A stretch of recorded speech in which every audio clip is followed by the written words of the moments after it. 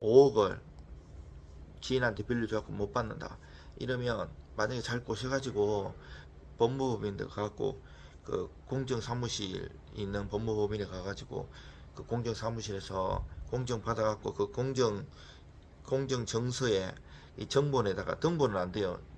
정본에다가 집행본 받아가지고 이 공정정서는 송달증명 확정증명이 없어요. 요거 받아가지고 은행이나 뭐 은행 통장 압류 그 보증금 뭐 정권 보험 이런 거 수백 가지가 넘어요. 채권 압류 추심 명령 하면 돼요. 근데 요래 꼬셔도 공정 안 써줄 때는 담보가 없을 때 소송을 해야 돼요. 소송을 하는데 지급명령 같은 데는 뭐 100억도 하고 200억도 하고 금액이 제한이 없어요. 그 대신 인지가 한 10분의 1 적은데 지급명령을 신청하면 시간을 끌기 위해서 채무자가 이의 신청할 수 있고 이의 신청하면 또 송잔으로 때려내고 인지도 또 다시 내야 되기 때문에 돈이 많이 들 수가 있어요. 소송을 했다 그러면 소장에 가가지고 이 판결 정본에다가 집행본 받고 송달증명 확정증명 이렇게 받아가지고 은행을 파악해가지고 은행에다가 만약에 내가 아까 5억이라고 그랬잖아요. 은행 5개를 하면 신한은행 1억 뭐 여러가지 은행이 있다 그러면 1억씩 n분의 1을 해요. 근데 만약에 그 중소기업은행에 확실히 이 사람이 돈이 그 은행에만 있는 걸 알면 굳이 다른 은행을 나눌 필요는 없죠. 요 중소기업은행에 5억을 하면 되고요. 또 채권 압류 추심 같은 경우는 했을 때 나도 5억 받을 게 있고 이 사람 10억 받을 게 있으면 2대1로 안분 비례가 되걸랑요. 그래서 웬만하면 만약 확실하다면 채권 압류 전부를 신청하는 게 좋아요. 전부 명령은 내가 이 중소기업은행에 내가 5억을 하면 이 5억 내가 다 독식하는 거예요. 근데 위험이 있어요. 내가 진짜 확실히 있는 줄 알고 5억을 잡았는데 전부를 여기 돈을 빼가지고 없으면 나는 받을 게 5억 이제는 못 받아요. 이 그 다른 데다가 못해요. 전부명이 그만큼 무서운 거예요. 독식은 할 수 있지만. 근데 만약에 내가 원래 이제 은행을 자꾸 예를 드는 건데 채권 압류 추심 명령을 해가지고 그 진술 채굴을 해요. 전자수송하면 거기 딱 나와요. 그러면 보내면 은행에서는 보내요. 다시 그 법원에다 보고를 하거든요. 내가 이 정도 있는데 채무를 인정하는가? 인정한다. 우리 은행에 얼마 있다. 그리고 뭐 중복 압류 등이 있는가? 뭐 적어요. 그러면 만약에 채권 압류 추심을 했어요. 그 5억 받을 게 있는데 신한은행에다가 1억 1억씩 해갖고 1억이 있어요. 그러면 진술 채고 확실히 1억 있잖아요. 중복 압류도 안 돼 있으면 다른 사람이 압류가 안 들어 있으면 전부 명령을 바꿔야 돼요. 압류의 효력은 살아있고 추심 거는 이제 포기되는 거고 추심이 전부가 되는 게 전부 명령 신청하는 게 있어요. 일반 사람들 잘 모르는데 그런 특이한 것도 있고 위험 부담도 따르기 때문에 조심해야 돼요. 진술 채고를 그렇게 했지만 이미 그 은행에서도 압류됐다고 채무자한테 오글렁이 돈 뺄 수도 있고 여러 가지 뭐 사정이 있어요. 잘못 기재해서 그러면 그 고스란히 1억에 대해서는 그리고 5억 받을 게 있는데 전부 명령 5억 할 필요 없죠. 왜냐 1억만 하면 되죠. 이 범위에 대해서 하기 때문에. 그리고 만약에 이 한국 이제 민사재판 실무제요 뭐 이런 거 보면 이런 게 뭐 5건씩 있어요. 이런 거 있는데 책인데 사실은 일반인들이나 법무사 변호사들 저 책 잘 안 보지만 저처럼 박사 공부하고 한국민사집행법에서 법관들하고 토론하고 학회하는 사람들은 저런 수준을 뛰어넘어야 되거든요. 저 책에 있는 거는 그 정도 수준으로 실무에서는 나가지 않아요. 왜냐하면 보통 다 자기가 거래하는 법무사나 변호사가 있기 때문에 저한테까지 올 때는 해결이 안 되고 어려운 사건들이 오거든요. 근데 이제 그 책으로 보통 해결 안 되고 실무에는 또 그거를 다 뛰어넘어야 돼요. 모든 이론과 실무를 체결하면 책이 저것도 막 천 페이지씩 5건이면 5,000페이지 되는데 모든 것을 그렇게 할 수는 없는 거거든요. 그래갖고 응용을 해야 되는데 만약에 내가 옛날에는 뭐 이게 달라졌어요. 뭐 150만 원 이하나 압류 못하고 최저생계비 뭐 지금은 185만 원으로 바뀌었는데 내가 통장에 신한은행에 170만 원이 있었어요. 185만 원 이하잖아요. 내가 너무 가난해. 지금 기초생활 수급자고 어려워요. 그러면 이거를 압류 범위 변경 신청할 수 있어요. 채무자는 그 기초수급인가 하고 압류금지 채권 이자채 185만 원 해갖고 송달 인지 내면 별도의 사건 번호가 기재돼 가지고 진행이 돼요. 그러면 그 압류 범위 변경 신청도 할 수 있고, 또 이 채권 압류 추심에 만약에 내가 5억 받을 게 있는데 그럼 은행을 하나를 하면 하나에 5억을 하는 거고요.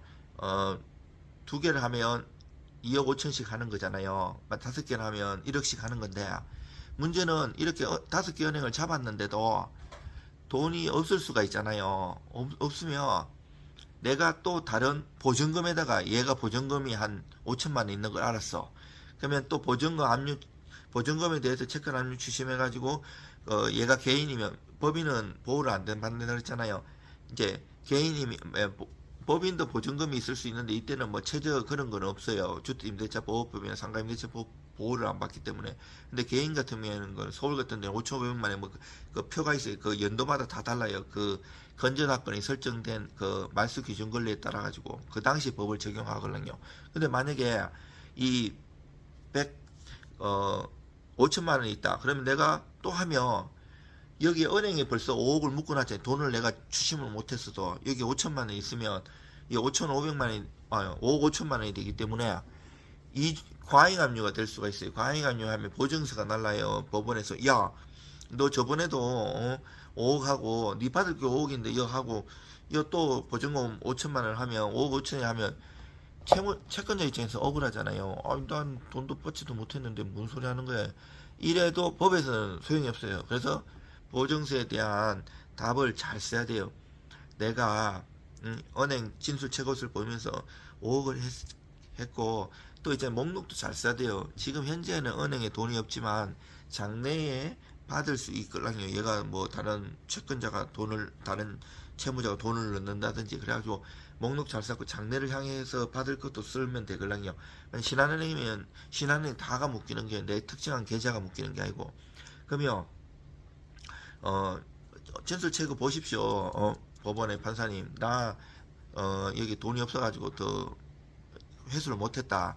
그래서 하니까 봐달라 해갖고 하면 봐주기도 해요. 봐줘야 되고, 사실은 이런 경우도 있고. 실무는 이론하고 달라요. 그 상황에 따라 가지고 응용을 해야 하고 종합 예술이에요. 아까 채권함 추심하고 채권함 전부 얘기했잖아요. 근데 이제 재산 명시가 있어요. 재산 명시는 이것도 확정돼야 돼. 채권 압류 추심 같은 경우에는 그 1심을 내가 했어요. 1심 했는데 가집행할 수 있다가 이래 나와요. 그 주문에, 판결 정문에. 근데 얘가 항소하면 확정이 안 되잖아요.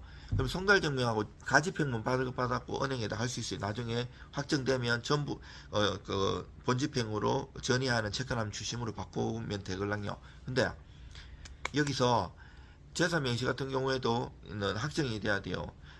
체불도 확정이 돼야 되고, 내가 여기서 채무자한테 너 재산이 뭐 있는가 얘기해봐. 그 하면 얘가 이제 실제로 법원에 나와가지고 선서하고 그 명시 목록을 내는데, 이것을 거짓으로 하면 3년 이하의 징역이나 500만 원 이하의 벌금에 처하고, 야가 받고 도망다니면 20일 이내에 감치에 처할 수 있거든요. 그 일반 직장인이든 우리같이 자영업자라도 그 20일 동안 없어지면 거래하는 거래처라든지 사건 진행이 될 수 있고, 또 일반 직원 급여 생활자들 회사에서 쫓겨나잖아요. 그래서 그 되게 강력하고 고소를 할 수 있어요. 이미 재산 명시할 때는 그 신용정보사한테만 맡기면 어차피 그 사람들이 법무사 변호사한테 강제 집행을 맡겨요. 법무사 변호사만 할 수 있는데 변호사들 잘 아니까 법무사 영역이란 말이에요. 그러면 이중으로 돈이 들 수가 있고, 성공보수를 또 달라고 해요. 근데 법무사들은 성공보수 안 받아요. 근데 걔들 맡기면 계속 그 일을 맡겨야 되는데, 법무사가 잘 거래하는 신용정보사를 통하면 그 돈이 어디에 있는지 이제 거래하는 은행 정도 파악해갖고 할 수도 있어요. 여러 가지 방법이 있는데, 근데 만약에 재산 명시할 때는 나중에 그걸 가지고 만약에 안 받아갖고 기각되면 기각 결정문, 그리고 만약 감치해갖고 유치장에 20일 넣어놓는다 그랬잖아요. 감치 결정문, 아니면 명시 목록 하면 명시 목록이 있어요. 이거 갖고 부족하다고. 요 세 가지가 다 써먹을 수 있어요. 안 받았어도 판결이 만약 기각되면 그걸로 못 써먹는 건데, 재산명시는 기각결정문이 써먹을 수 있는 게 다 재산조회를 할 수 있고, 재산조회하고 재산 파악되면 고소를 할 수 있고, 아니면 이미 신용정보사를 통해서 얘가 뭐가 있는지 다 파악한 상태예요.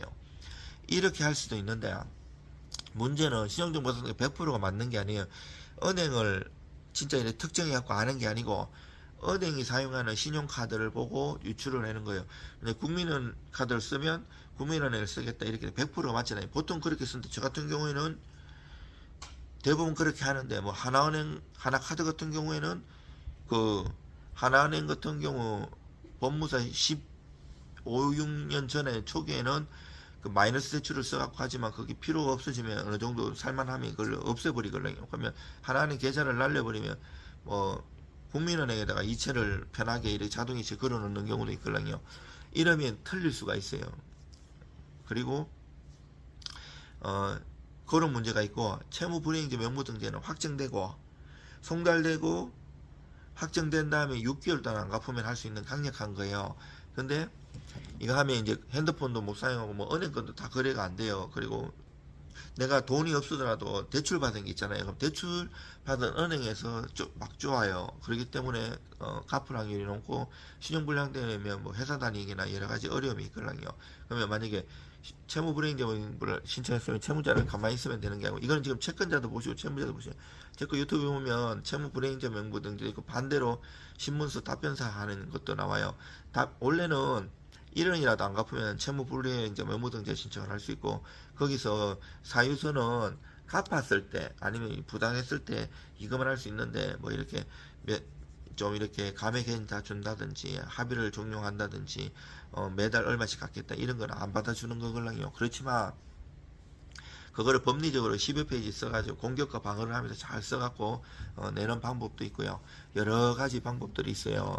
그래서 뭐 채권자든 채무자든 포기하지 마시고 최선을 다해가지고 하시면 소기의 성과를 얻으실 수 있으니까, 제 거 다른 유튜브나 이런 거 뭐 영상이 한 11,300개 넘게 있으니까 여러분들 한번 보시고 공부하시고 의뢰 주실 거 있으면 의뢰 주시면 제가 잘 도와드리겠습니다. 저는 법학 박사이면서 그 논문도 많이 쓰고 책도 많이 낸 사람이고, 그 대법원에서 그 대법원 14층에 보면 그 대법원 회의실이 있는, 여기서 한국민사집행법학회 우리나라 교수님들, 뭐 대법관들도 때론, 그리고 부장판사님들, 학기에 각기 있으신 분들하고 토론하고 논문 발표하는 사람이에요. 십몇 년 동안 했고 학회를 많이 하고 있습니다. 그리고 공부하는 걸 좋아서, 오늘도 토요일인데 제가 15년 동안 하고, 그 전에도 법 공부를 평생 하고 지금 50대 중반인데도 많이 하고 있지만, 토요일인데도 이렇게 또 나와서 이렇게 공부하고, 끊임없이 법조인들은 법을 관련한 사람은 판례의 변화라는데, 어제 같은 경우에 또 그거 나왔잖아요. 전원합의체로 시효이익 폭이 이제 만약에 일부를 내가 채무자가 갚았으면 시효이익의 폭이라고 바꾸려면, 원래 소멸시효라는 게 있는데, 채권 같은 경우 만약에 10년이다 판결문도 그렇고 이 중단이 있는데, 청구 채무의 성인, 채무의 성인에는 이제 내가 일부 갚은 걸 말하는 건데, 근데 그 이틀 전에 대법원 전원합의체 판결에서는 내가 일부를 갚았어도 시효이익의 포기를 간주할 수 없다는 것이나요. 물론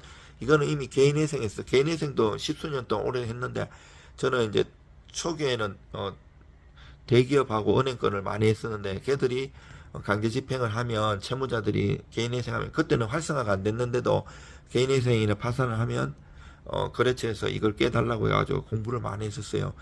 그 시효이익의 포기로 볼 수 있는 경우를 나누어 바꾸려면, 우리가 이제 학회나 이런 데서 발표를 하면 이게 입법이 되면 국회를 가는 거는 몇 년이 걸려요. 그리고 입법전에 가지고 입법된 것도 많고, 최근에도 3월달, 5월달에 제가 유명 학술지에 논문을 2편을 실었었어요. 민사집행 관련해가지고 하고 여러분들 힘내시고요. 그 채권자는 채권자대로 돈을 못 받아서 속상하고 채무자도 악성 채무자는 진짜 말할 것도 없고 이제 돈이 없어서 못 갚는 경우도 있는데 그때마다 우리나라가 채권자를 위해서 채무자를 위해서 그 제도를 많이 있으니까 일반인들은 몰라요. 법무사 변호사들도 공부를 많이 안 한다 이러면 모르는 제도들이 많이 있어요. 많이 안 해보면 그런 것들 공부해 보시고 의뢰 주시면 제가 잘 도와드리겠습니다. 이상 법학박사 법무사 전문위원 동국대학 행정대학원 겸임교수 김철중입니다.